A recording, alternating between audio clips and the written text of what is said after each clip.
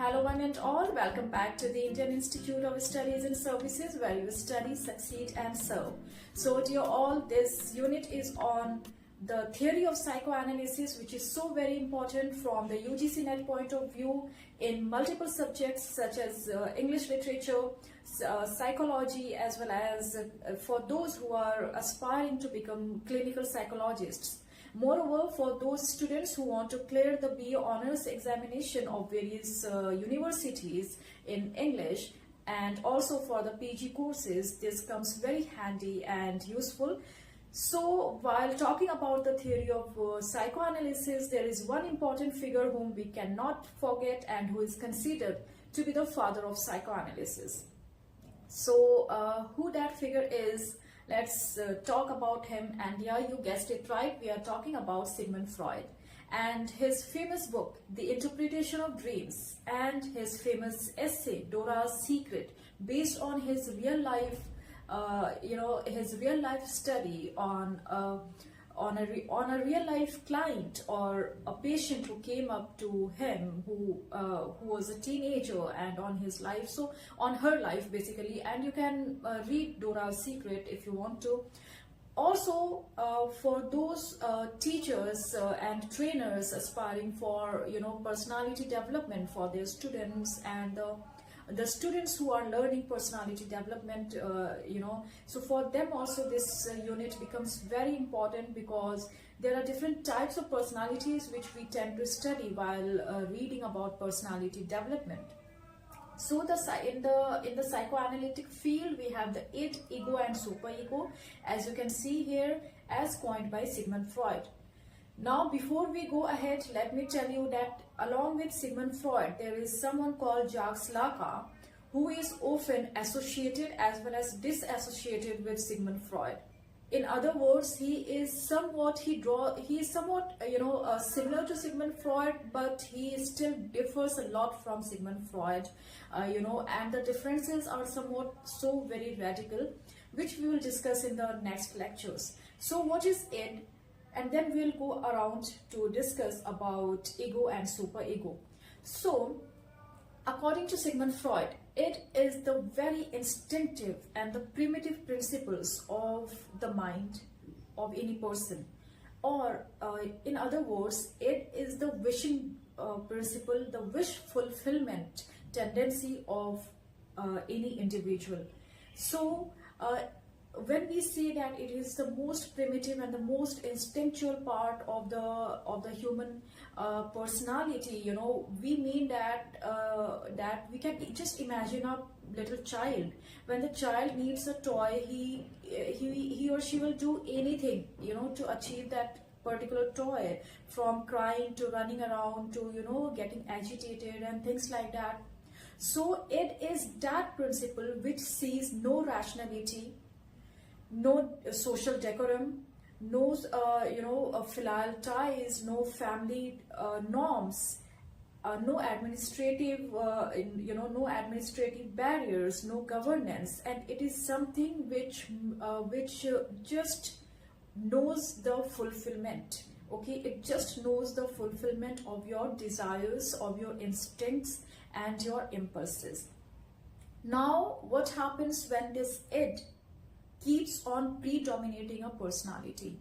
So you can simply guess that when id principle predominates or over-dominates the other two parts, that is the ego and the superego, then the person tends to be somewhat impulsive and instinctive, and impatient in behavior, as well as in mindset, in thinking, in decision making. Such people tend to make quick decisions without bringing in the rational part of their mind, or the socio-cultural appropriateness and things like that.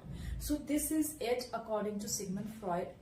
Now the second aspect of the human psychoanalysis that Freud talks about is the ego, ego. So ego is basically the reality principle.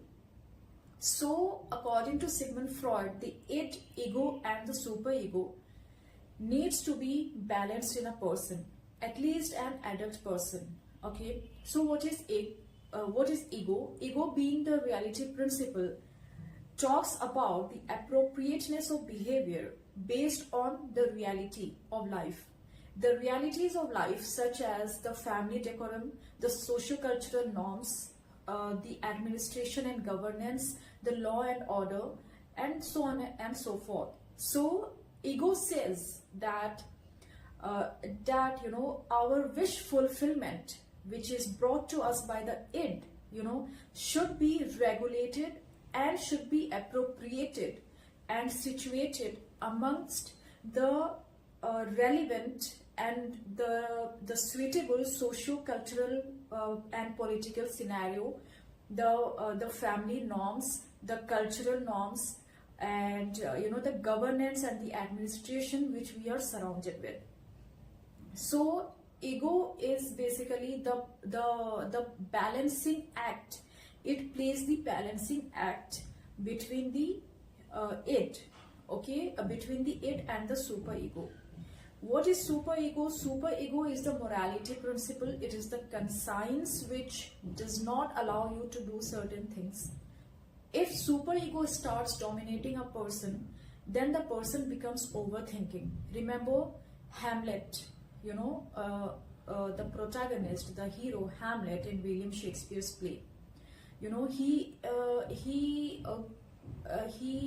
loses his mind because of his overthinking behavior.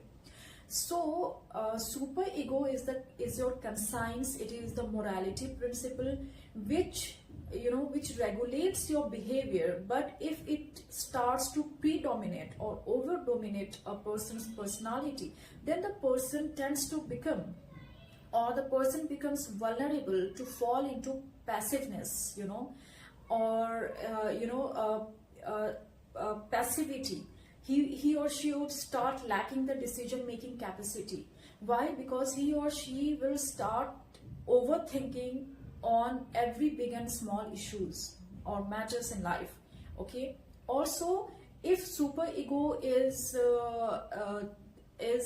at a balance within a person or an individual, then it tends to regulate the behavior in such a manner that even if a person is not watched, or not under surveillance of the socio-cultural, political law and order, or the societal norms or the family norms, then also the person appropriates the behavior in a morally and ethically sound manner, even though there is no surveillance. So this is the very individual and personal instinct of the person, which is called superego, that even without any surveillance and without any any external force, or without even being seen, even though you are at a place where there is no human habitation, the person knows the ethics and the morality principles of life, and he or she would act accordingly. So this is called superego. Now, according to Sigmund Freud, the id, ego and superego, all these three principles need to be balanced within a person so that the person can lead a healthy life. Now, from person, Sigmund Freud does not mean a child, because he accepts and he also acknowledges that the adults are quite different from the child, and there are various stages of growth within a child, which we'll discuss in the next lecture. And make sure that you follow that, because in UGC-NET as well as the UG and PG entrance tests of various universities, they can ask which of the following options is not a stage in the development of a child or in the growth of a child. So such questions are very frequent even in UGC-NET and the UG-PG entrance tests. So make sure that you follow the next lecture. As of now, the id, ego and superego, when these are concerned, then there can be any questions in the UG or PG entrance tests, such as which one of the following is the definition of ego, or which one of the following is not a definition of id. So you must be aware of the proper definitions Okay, because in UGC-NET also such question can be asked, because the theory of psychoanalysis has been oftentimes repeated in UGC-NET examinations as well, in English as well as a few other subjects. So just to revise, it is the impulsive and the instinctive as well as the primitive aspects of the human psychology. Ego is the reality principle, that is the reality norms, the reality of the socio-cultural political environment in which a person grows up, in which a person lives, the family in which the person is born and associates himself or herself. Okay, this makes the person aware of the reality and the do's and don'ts of the reality. Then comes the conscience, that is the superego, the conscience or the ethical or the morality principle, which makes the person or the individual a thinker, a person who contemplates, okay, who thinks, rethinks and reviews and revises his or her own actions, okay, before executing a person action from his or her own very personal and private moral and ethical principles. Okay, superego is not determined by so much so by the socio-cultural and political environment or the family ties. It is just very personal and very private to one particular person. Any predominance or over-dominance of any one of these can create an imbalanced personality, and for those who are interested in personality development as a discipline or subject would understand this, or should try to understand that any imbalance in one of these can create a complex personality and a complex pathological behavior within a person. Okay, and if very large numbers of persons within the society start having such imbalances amongst the id, ego and superego, then there can be a threat to the society as well as humanity at large. So it is highly recommended that we try in our day-to-day lives to balance these id, ego and superego principles as suggested by Sigmund Freud. So that is on the theory of psychoanalysis. I hope that you will revise this again from your examination points of view or any other entrance tests point of view. In the next lecture, we'll talk about Jacques Lacan, because when we talk about Sigmund Freud, we can't leave him. And remember, for UGC-NET as well as UG-PG entrance tests, Jacques Lacan is so very important. So don't forget him and don't forget Sigmund Freud. See you in the next lecture. Till then, stay happy, stay blessed. Bye-bye. This is the Indian Institute of Studies and Services.